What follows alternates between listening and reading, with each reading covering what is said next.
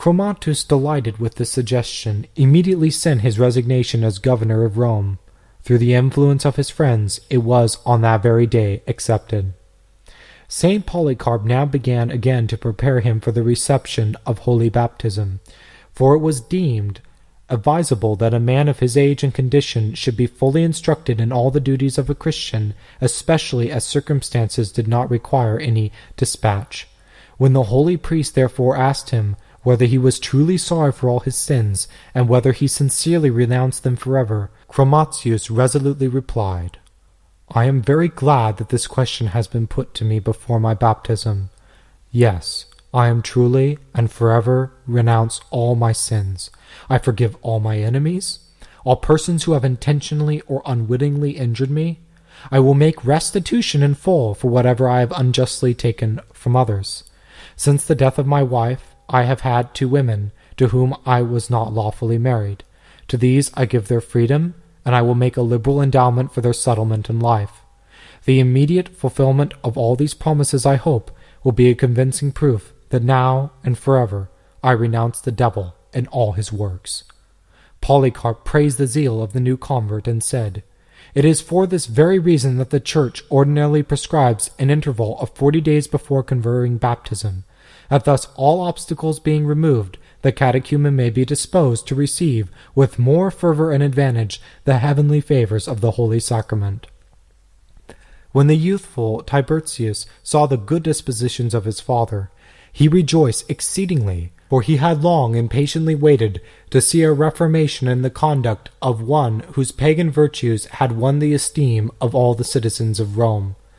Feeling now persuaded that a happy termination was soon to crown all his desires, he said to Chromattus, "Father, although it is necessary for you to have more time to settle your affairs, it is not required that my happiness should be delayed. I have but begun to show myself in the forum. The pleadings which I was to undertake in order to distinguish myself among the members of the bar, I intend to direct to a purpose more worthy of myself and more beneficial to my fellow men. Whatever I possess of learning and eloquence, I will hereafter devote to the cause of Christianity. If my words be not able to persuade others to seek happiness in the possession of the true religion, I trust that my actions will not fail to induce them to despise the things of earth, and to seek everlasting salvation hereafter." Saint Polycarp thereupon baptized the youth, Sebastian being his sponsor. Nor was the baptism of Chromattus delayed for many days. He had applied himself so industriously to the settlement of all his worldly affairs that he had not only done everything that was demanded of him, but he had, at the same time, by word and example, given so much edification that all around him were anxious to share his own happiness. In consequence, on the day of his baptism, he had the pleasure of seeing the same blessing bestowed upon nearly every member of his numerous household, amounting to no less than 1,400 persons. To those among them who were slaves, he had previously given their freedom, after he had liberally provided for their future support, remarking, "They who have God for their Father should not be looked upon as slaves by men." Until then, the persecution raised against the Christians had been comparatively moderate, for the Emperor Carneus, who had many personal friends, and even relatives among them, would not permit the iniquitous laws of the empire to be rigidly carried into effect. But after the death of this prince, there came a great change. The feeling against them was now of such a nature, it was almost impossible to procure the necessaries of life without exposing themselves to the danger of committing some act of idolatry. In the public market small images of the gods were placed, and no one was allowed to buy or to sell anything unless he had first burnt incense before them. The same annoying trickery was resorted to in the baths and at the public fountains. In this state of affairs, Chromattus, with the approval of the Pope Saint Caius, invited all the Christians who had been recently baptized to take up their abode with him, and with so generous a charity did he provide for all their wants, that no one of them was exposed to the temptation of offering sacrifice to the idols. The violence, however, of the persecution rendered it improbable that the conversion of so many persons should long remain unknown to the people of Rome.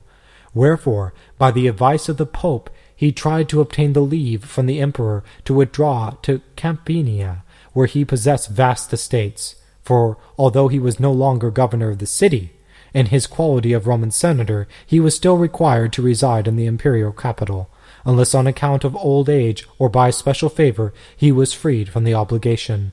As soon as he procured the requisite permission, he invited every Christian who was willing to follow him into the country. Then there arose a generous contention between the blessed Polycarp and Sebastian, to know which of the two should accompany Chromatius and his followers. Both were anxious to stay in the city, in order to have a better chance of gaining their crown of martyrdom.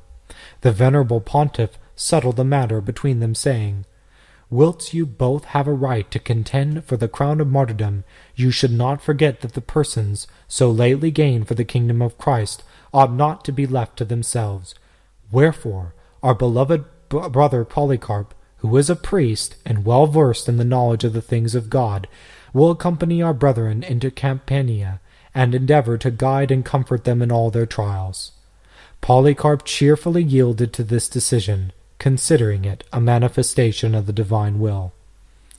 On the following Sunday, the Pope celebrated the sacred mysteries at the house of Chromatius, and afterwards addressed the assembly, saying, "Our Lord Jesus Christ, knowing the weakness of our human nature, established among his faithful followers 2 degrees, namely, those of confessors and martyrs, so that they who do not think themselves strong enough to bear the weight of martyrdom may keep the grace of confession, and leaving the chief praise to the soldiers of Christ, who fight for the glory of his name, may themselves, by good deeds, glorify the same God. Let them, therefore, who are willing, accompany our beloved sons, Chromatius and Tiburtius. Let those who choose to do so continue with me in the city. Distance of places does not divide those who love of Christ unites, nor will our eyes perceive your absence, because with our hearts we will be with you wheresoever you are."